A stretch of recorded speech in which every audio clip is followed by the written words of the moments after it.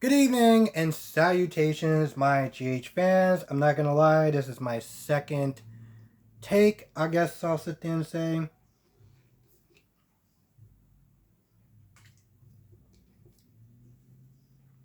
I'm gonna be honest, this episode was really not that good.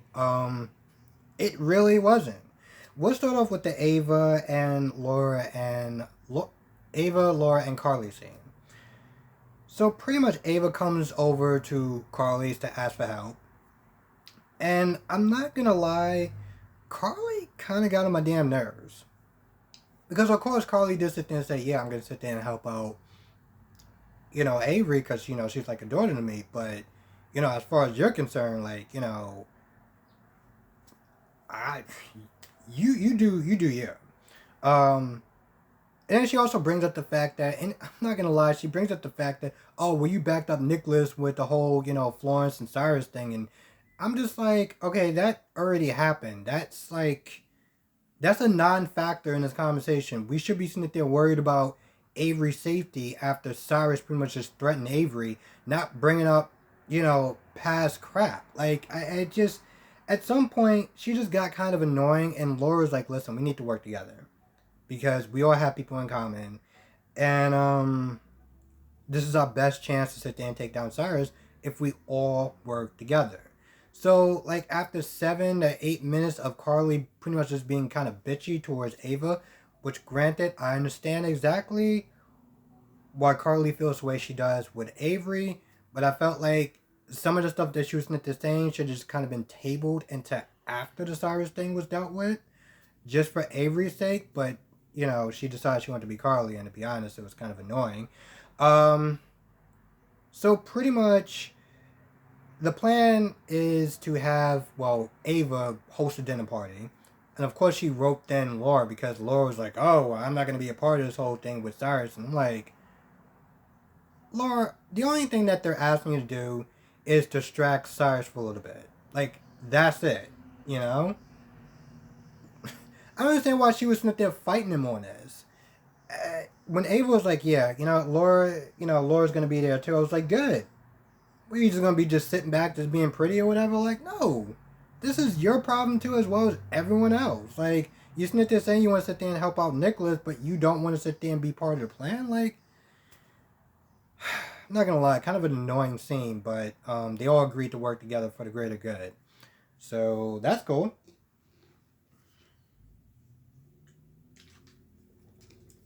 Let's talk about Cam and Jason. So you all saw the previews yesterday. And just to be honest, this whole scene was somewhat pointless. And I do say somewhat pointless. Here's the thing, Cam needed to direct his anger at someone.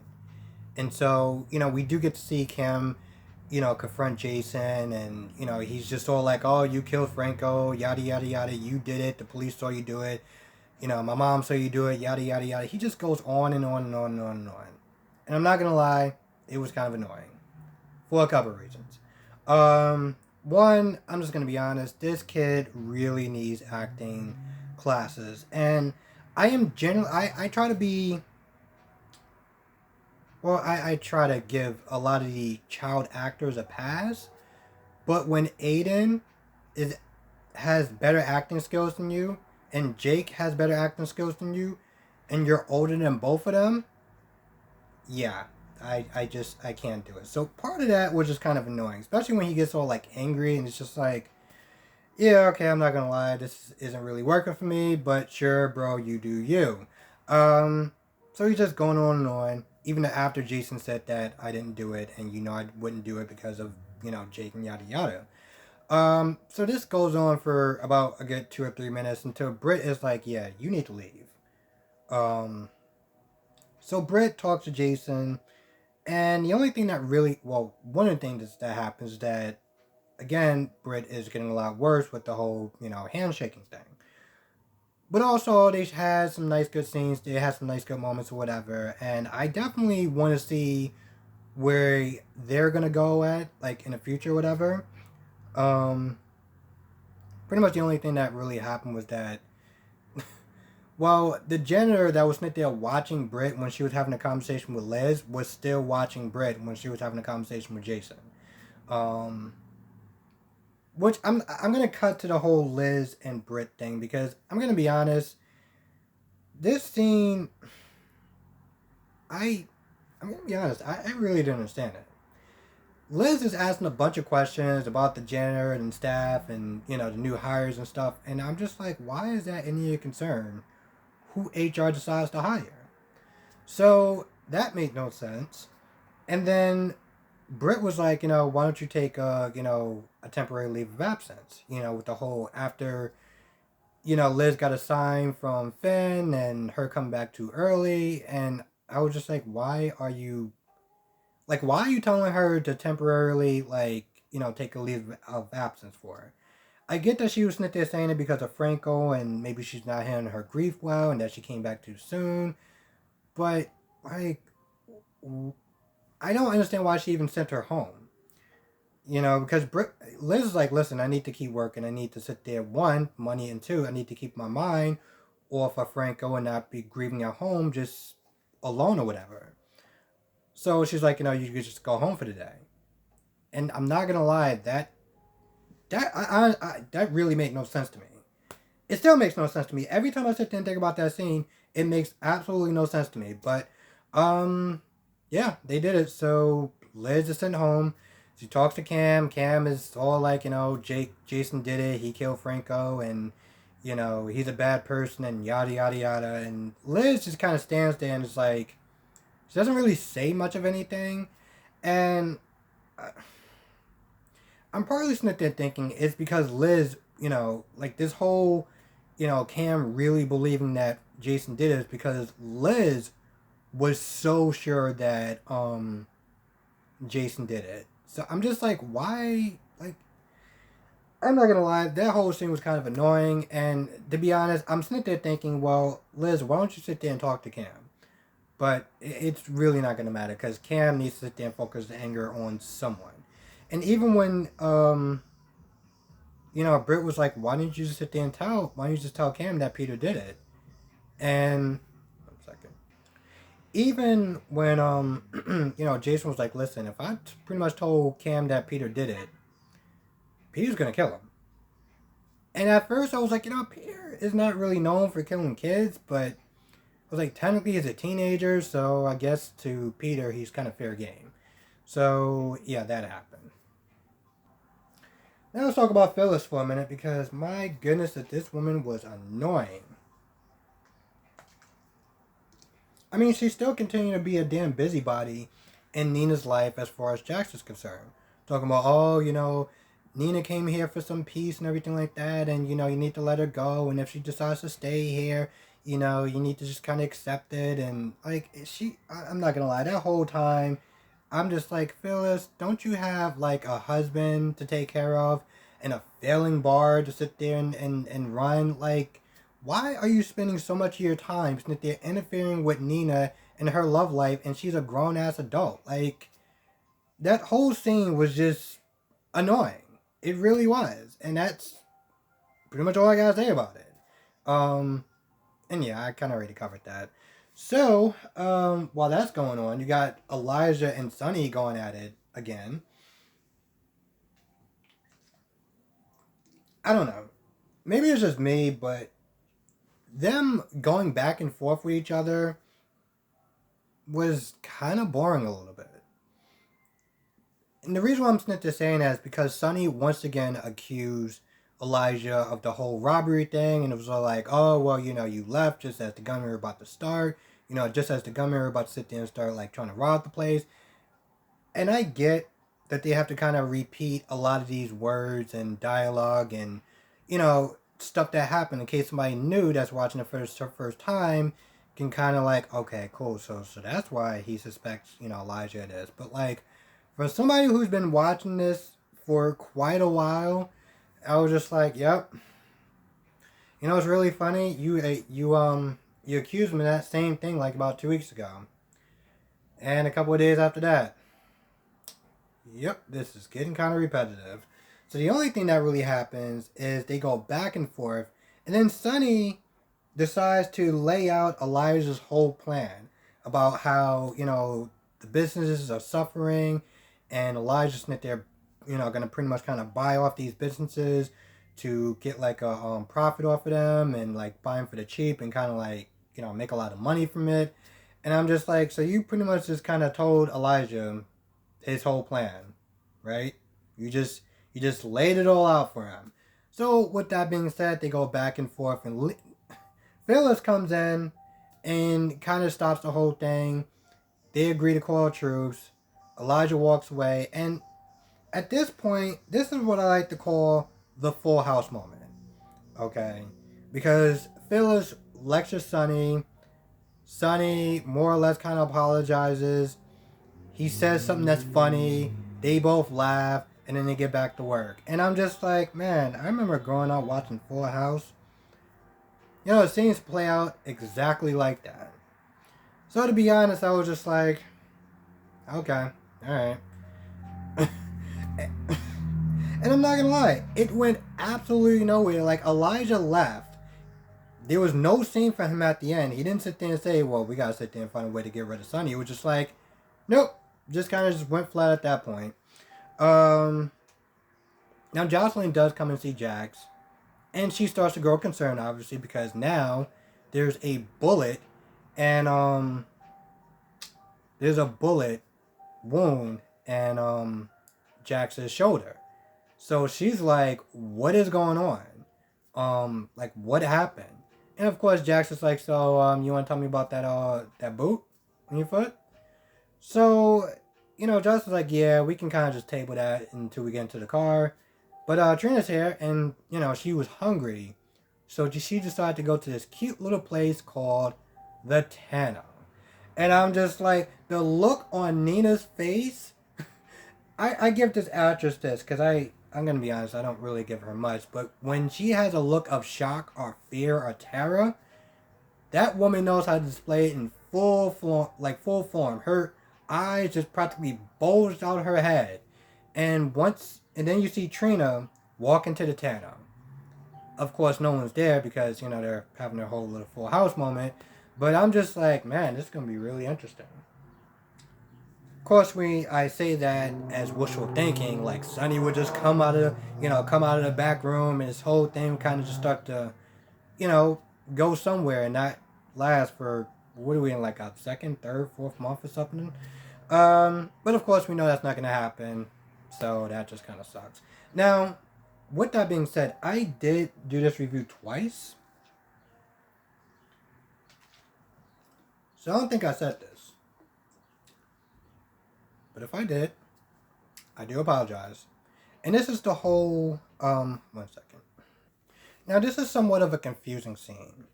Because first of all, Jocelyn and Trina are stuck because the car overheated that they were driving in.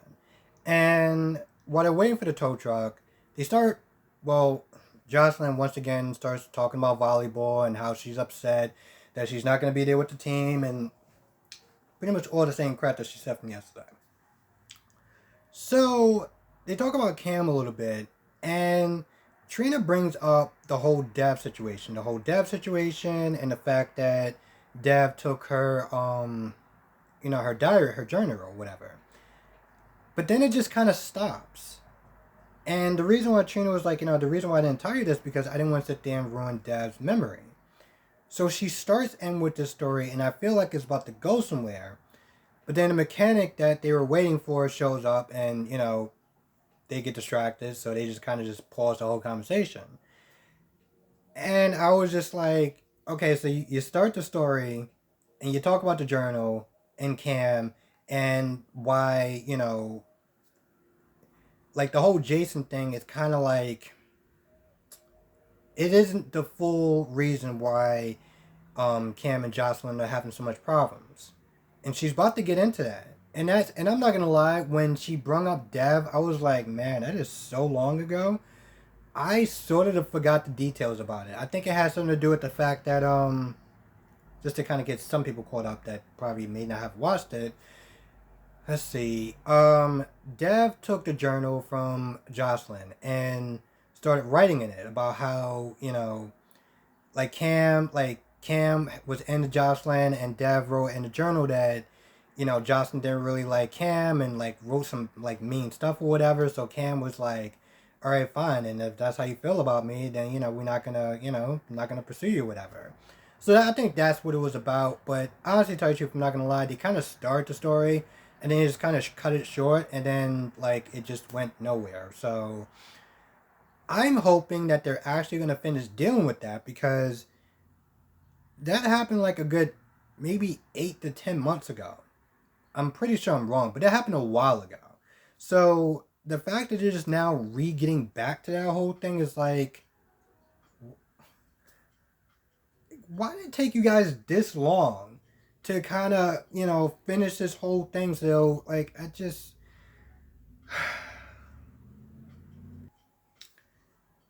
Yeah, yeah, I think that's about it. I might have missed something. I have a feeling I missed something. Here's the thing about this episode. Whenever I see episodes like this that are just like so very mediocre, or just kind of like, you could have kind of skipped it, like it was just bad. I always sit there and think, whenever I start doing these reviews, and I'm talking about this episode and just how, well, bad and broken it is, I'm just like, did the review suck because I did something bad, or did the review suck because like the episode sucked? Or did the episode just suck and I'm talking about it, and every time I keep talking about it, it just reminds me how bad it is. So it makes me sit there and think that this review is bad. Like, it's weird. It's just, there's just stuff that was just like, and again, even the whole, and I don't remember if I even said this or not, this is just how bad this episode was, about the whole Sean and Alexis scene. Like, listen, it was always really great to see Sean, but like their whole interaction was like, this makes no sense. Like, why is he in the women's wing of the library? I know he said like, he was doing some sort of program and he had like special access or whatever, like, like it, like give him special access or whatever, but I was like, uh, really, bro? Like, even at him sitting there saying the whole, like, you shouldn't sit there and trust who's sitting there helping you out, and just remember that you have friends on the inside as well. It's like, what is Sean gonna actually do if you get in trouble? Like, if you sit there and say, you know what, I'm not gonna have Cyrus sit there and help me out. I'm good. I could do this all by myself. And then that chick comes in that I can't remember her name, and she wants to sit there and put hands on you. What are you gonna do? You're just gonna have Sean come to the rescue? Because that's gonna make a lot of sense, seeing how you're in the women's wing. Like, just things like that. I'm like, all right, I'm trying to stretch my belief, my imagination, whatever you want to think, call it, for the sake of this soap opera, because we all know that there's things in soap operas that just, they don't always make a lot of sense, and we kind of just go with it.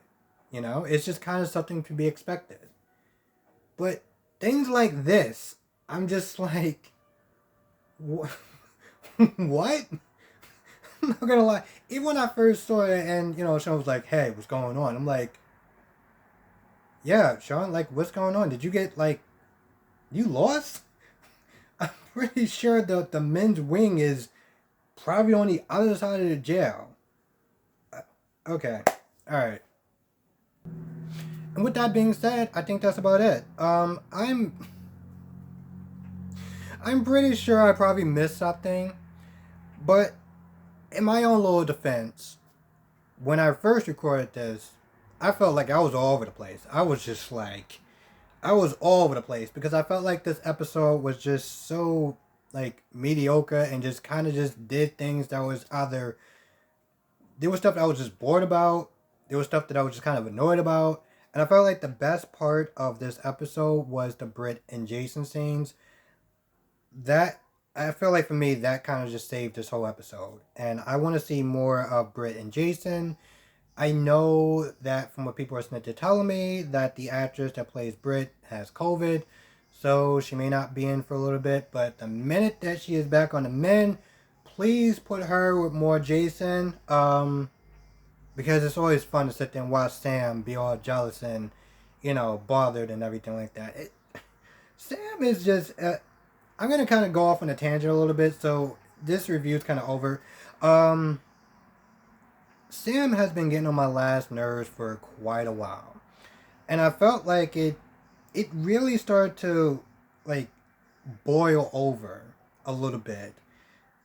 I remember what Sam said when she was like, I'm not the same girl that used to sit there and ride on the back of Harley motorcycles or whatever, and I was like, yeah, you're not that, and you also your character just kind of starts.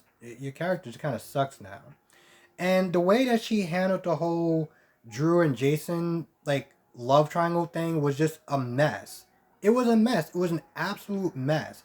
It was so bad that Stan was like, I'm just gonna sit there and go away for a little bit and just kind of just figure out what I want and just kind of clear my head. And I'm like, you know, if you was the actual an adult about this whole situation, you wouldn't have kissed Jason. You wouldn't have actually married Drew, knowing that you have feelings for Jason. Even when Drew was like, yo, listen, I know that he's back. I know you still have feelings for him. So if you want to marry him, it's going to suck, but I understand. And what did she wind up doing? She wound up marrying him anyway. Now she's sitting there acting all jealous because Britt is sitting there spending time with her. It's like, you're asking a bunch of questions. I'm just like... But at the same time, again, seeing her mad and jealous and whatever, well, that's kind of entertaining. So I'm looking more forward towards those scenes. I think that's about it. I think this episode was just kind of mediocre at best. I think my favorite part that kind of salvaged this whole thing was the Britt and Jason stuff. Carly kind of got on my nerves today. Like, yo, Carly, just chill out. Like, I look at it this way. Carly and Ava by themselves are very formidable. Put them together, Laura, they're unstoppable. So I think if Carly can kind of just like cut her crap and her whining and her everything else for 5 minutes and let Ava be like, yo, listen, let me help, they might be able to get things done. But with Carly, it's kind of a toss-up because we all know how she is with her emotions. And granted, again, I do understand where Carly's coming from.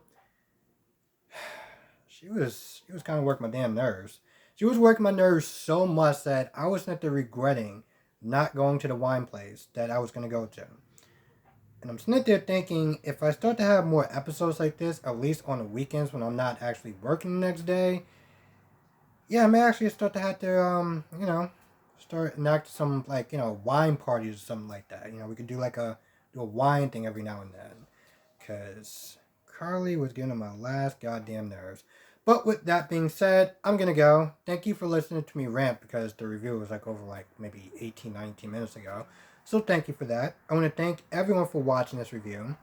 Let me know what your thoughts are in the comment section below. Did you like this episode? Did you not like it? Did you thought it was, whatever? Be safe, everyone. I hope everyone has a great weekend. I will catch you in the next video.